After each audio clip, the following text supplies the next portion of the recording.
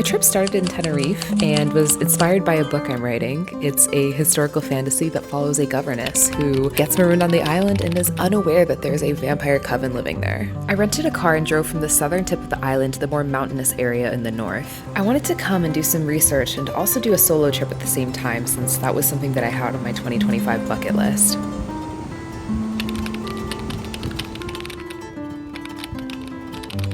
I decided to stay in a hostel because that felt safer than staying by myself in the mountains, and I'm honestly really glad that I did because I got to meet so many cool people from all over the world, and it was just one of those experiences where you truly cross paths with somebody. It's just you guys share a moment in time together, and I just thought that was really beautiful. I was just upstairs playing drinking games with the other people that are staying in the hostel. I just took a shower and now I'm just in my bunk bed getting ready to sleep for a stay. Pretty successful, I would say.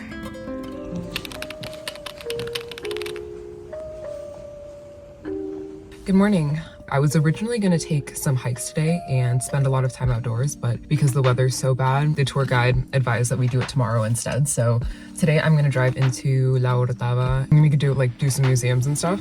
I'm kind of stuck in this parking space, so we'll see if I can get out of here.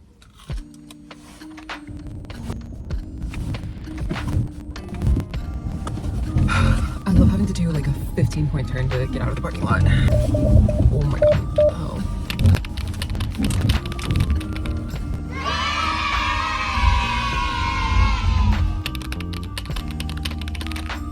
It took me about an hour to drive from my hostel to La Orotava, but it was nice to explore the northern side of the island since I was only going to be there for 2 days.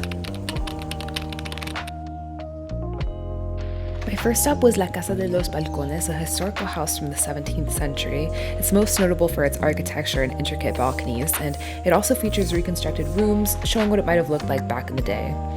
The house itself was quite small, and I only spent about 30 minutes there, but it was good to get the sense of the space and the details for my writing.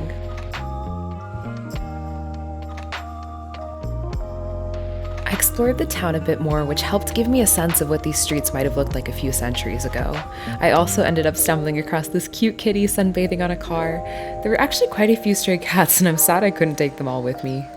I went to the gardens of the Marquise, however you say that, de la Quinta Roja, which is a nice garden with a view overlooking the town, but I did have to climb a billion steps to get there. And that was honestly very humbling. And I need to do more cardio. Probably should make that one of my 2026 resolutions.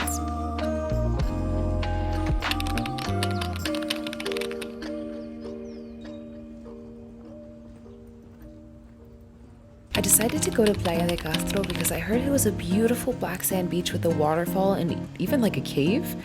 Even though I knew it was going to be too cold to swim, I thought it would be cool to see. However, I think I must have gone down the wrong trail because I ended up just going in circles with no beach access in sight.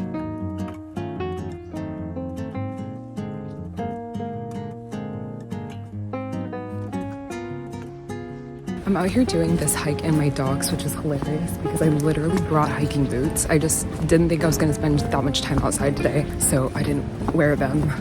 I opted for chic, cute, even though my outfit's not really giving that. Anyways, so I'm out here hiking in my dogs. I found a really pretty viewpoint and I thought I must be close to the trail, but alas.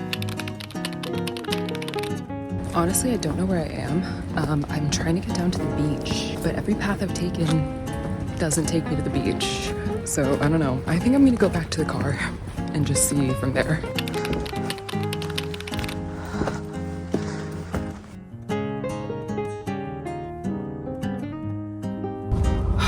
Beach was a bust, sadly. I haven't really eaten that much today. I'm running out of water and my battery is about to die. So I kind of figure it's probably not the best idea to continue this. Maybe I'll come back another time, but I did at least get to see it from a viewpoint and it was really pretty. So there's that. I kind of wanted to actually go down to the beach, but you know what? I'm gonna go to a museum instead. I think that'll be really nice. I drove about 30 minutes to the town of La Laguna, which is a UNESCO World Heritage Site because it was the first city established in the Canaries. I went to a house museum, which is an example of traditional 18th century Canarian architecture. This was one of my favorite museums because it was filled with so many beautiful antiques, and it really gave me a sense of what my character's house might look like since they are supposed to be nobility.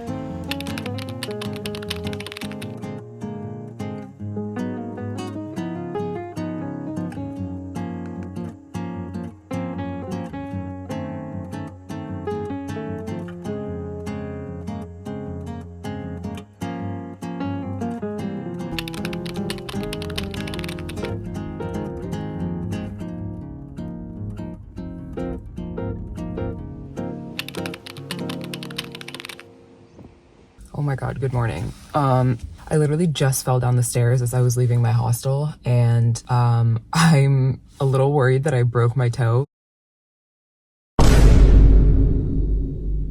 Like it hurts so bad. I put my hiking boots on and like the compression feels horrible and it's hard to walk. So I'm kind of worried I'm not gonna be able to hike, but I'm gonna try. It's okay, I'm okay. It's okay, I'm okay. This has like an impaired mobility trail, so I might do that one because my foot is still not feeling 100%, but we'll see as I go.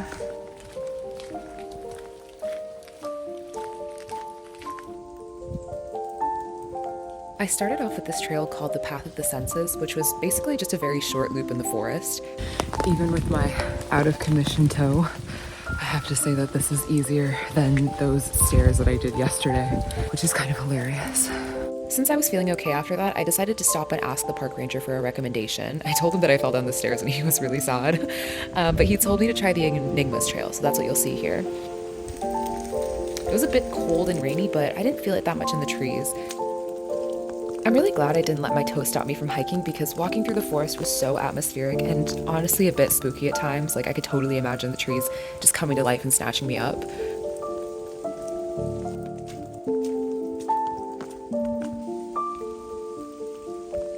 There was another hike I was planning on doing this afternoon, and I just walked through the forest a little bit. I didn't do the full thing because it's a bit long. I'm just really tired and my foot is killing me, so I think I'm just gonna go back to the hostel instead and just hang out and maybe read a book or even just go look at the beach. I don't know, do something chill. I did end up going back to the hostel and I just sat outside and listened to the ocean while I read my book.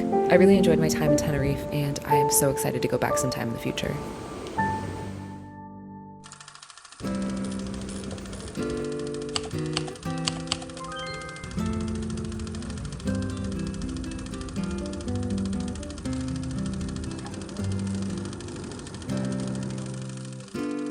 I took a super early flight from Tenerife to Seville and I literally had to drive down the side of a mountain in pitch black darkness, which was so scary, but I made it. I landed around 11:30 in the morning in Seville and I immediately went to my hotel to drop my things off and freshen up.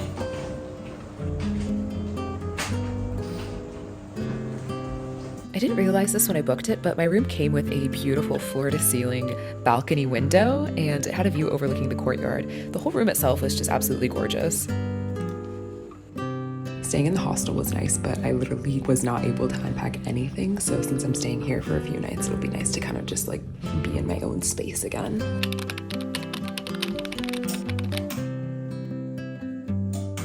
I love having curly hair, but especially when I'm traveling, it can be really hard to manage, so one of my favorite things to do is to just slick it back into a ponytail or a half up, half down, so that's what I did here to help keep it out of my face. After I finished getting ready, I headed over to La Plaza de España, but on my way there, I just stopped to admire all of the architecture, the beautiful balconies, and the colors. You can really tell how much history there is in a city like Seville. Seville is a pretty small city in comparison to Madrid and Barcelona, but it is one of the oldest cities in Spain, and I just love the cafe culture here. I mean, you can see it in most of Europe, but I just think it's beautiful to see, people connecting with each other or with strangers and sharing conversation in the middle of the day, and that's something that I really wish that we had here in Canada.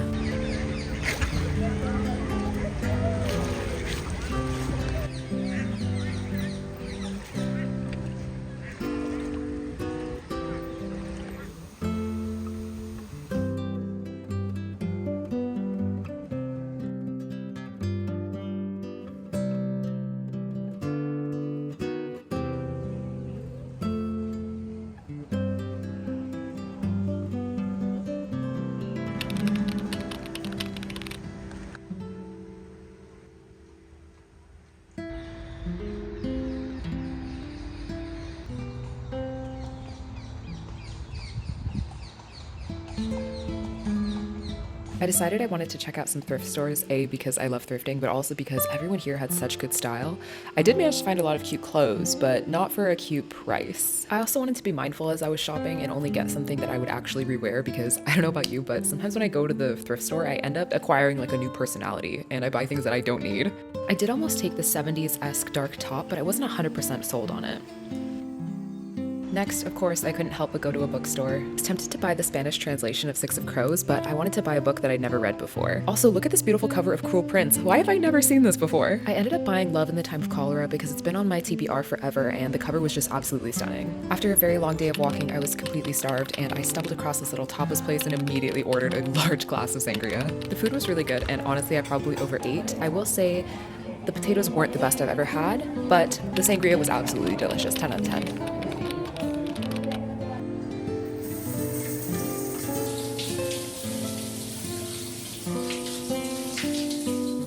One of my favorite things to do after a long day is to settle down with a movie, and I love a period piece, so I put on Emma because I saw that they had it on the plane, but I didn't get a chance to watch it and I'd been really wanting to.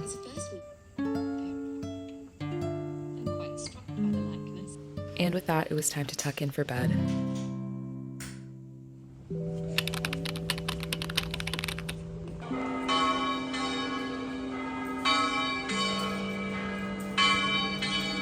Day 2 in Seville started off with a trip to the Royal Alcazar. I got there right when it opened and it was already so busy, so I definitely recommend coming early if you ever plan to visit. This palace was built in the 10th century, and like much of the older architectural styles in Seville, you'll notice a mix of Islamic and Gothic styles, also known as mudéjar. This architectural mixing reflects a long history of cross-cultural contact and inspiration spanning from the 12th to 17th centuries. The palace is still used by the royal family to this day and has also been notably featured in the 5th season of Game of Thrones.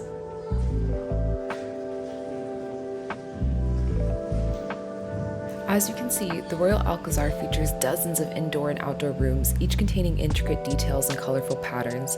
I can't even begin to imagine how painstaking it must have been to create so many tiles and artwork.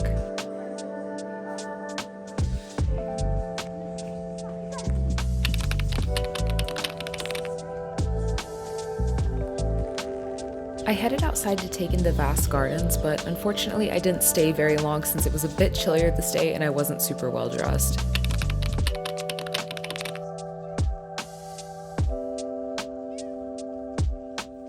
At this point I'd been walking around for so long, so I stopped to take a little water break and just sit to admire the gardens.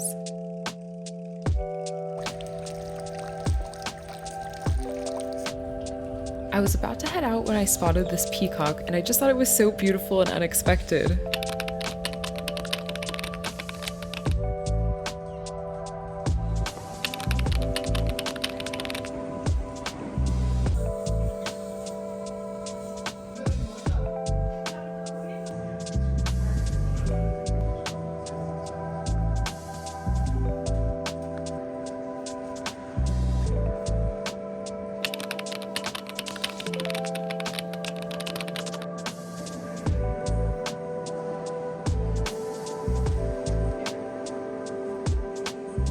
One thing about the Catholics, they know how to do a ceiling.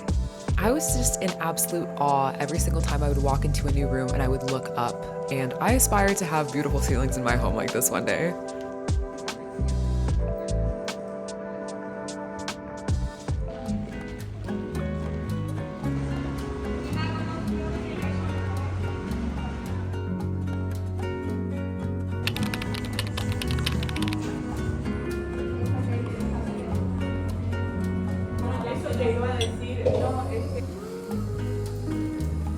The next stop is the Palace of the Countess of Lebrija, another house museum dating back to the 16th century. This house contains a large collection of Roman art and mosaics, but unfortunately I wasn't allowed to film most of the house. The history of the countess who owned this house is actually quite interesting because she was quite passionate about archaeology and preservation. So in the 1900s, she excavated and saved many Roman mosaics from the site of Italica. During that time period, rules around preservation were much more lax, so if it hadn't been for her efforts, much of these mosaics and antiquities would have likely been lost or even destroyed.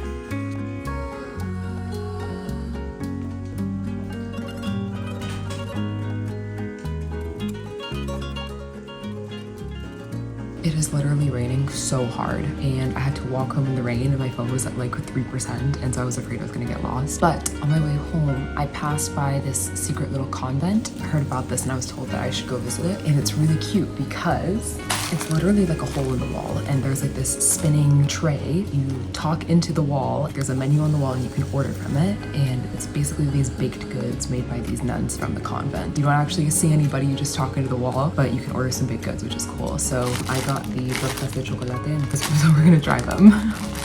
Okay, you can literally see here. Dulces de Santa Ynez. So they're just like little baked goods made by the nuns.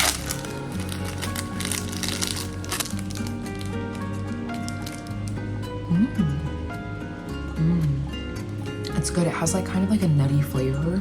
There's definitely chocolate, but it's not like an overwhelming like American chocolate. It's very subtle and it's not super sweet, which is nice. And the powdered sugar on the outside, I think this is powdered sugar. It just gives it like a nice sweet finish. It's very good. I thought it would be softer. It's a bit crunchy, but I like it. It's really good.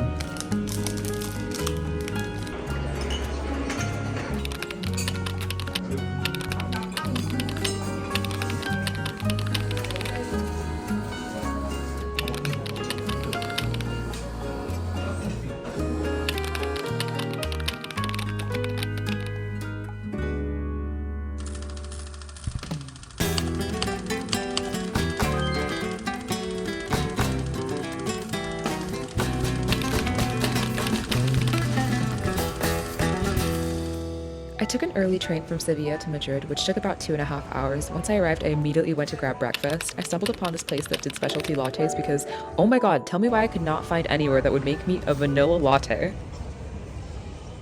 After breakfast, I made my way over to the Madrid History Museum.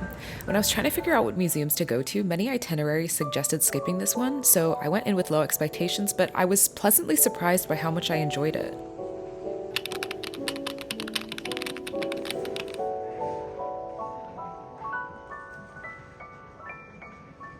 There was so much helpful information about various wars from the 17th to 20th centuries, as well as what professions and industries were most popular during different eras.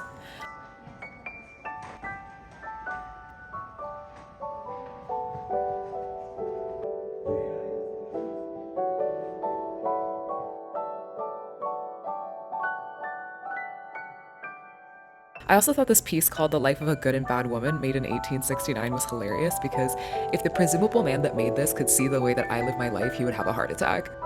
It was time for me to go get my tattoo. I went to Cinqui Tattoo, which specializes in fine line tattoos, where I got tattooed by Sarah. Take a shot every single time I say the word tattoo.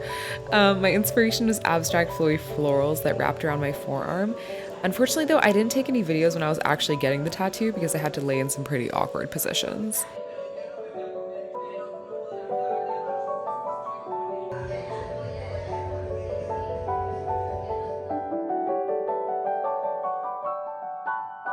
After my appointment, I ran to go get dinner because that evening I had a Real Madrid game booked, which I was super excited about.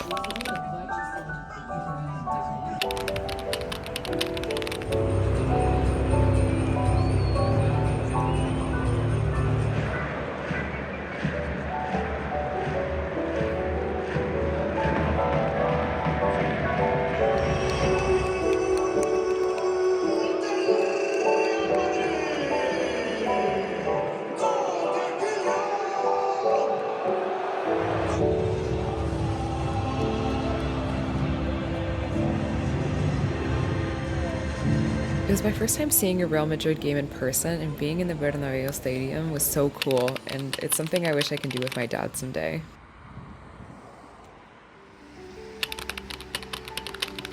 For the last day of my trip, I decided to go to the Serralbo Museum, which is the house museum that was originally built in the 19th century and is filled with various antiques that heavily lean into Baroque aesthetics. Although I wasn't able to take many videos inside, I wanted to show off some of my favorite paintings.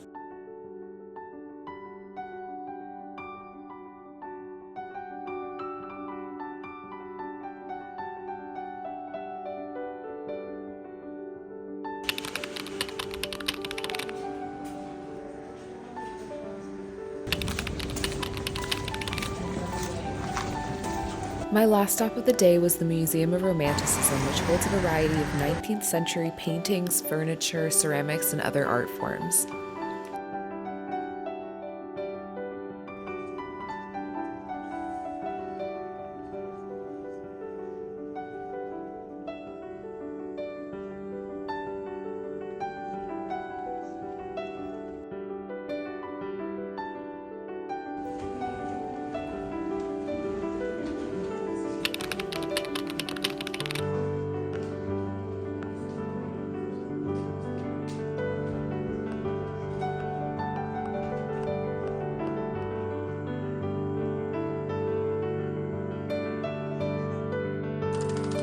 Reflecting on this trip, I'm so thankful that I've gotten the opportunity to travel so spontaneously and that this experience made me realize that even though my Spanish isn't perfect, I'm actually much more fluent than I give myself credit for. Even though there were several moments where I felt out of my comfort zone, such as when I broke my toe, I really am so grateful that I got the chance to take this trip.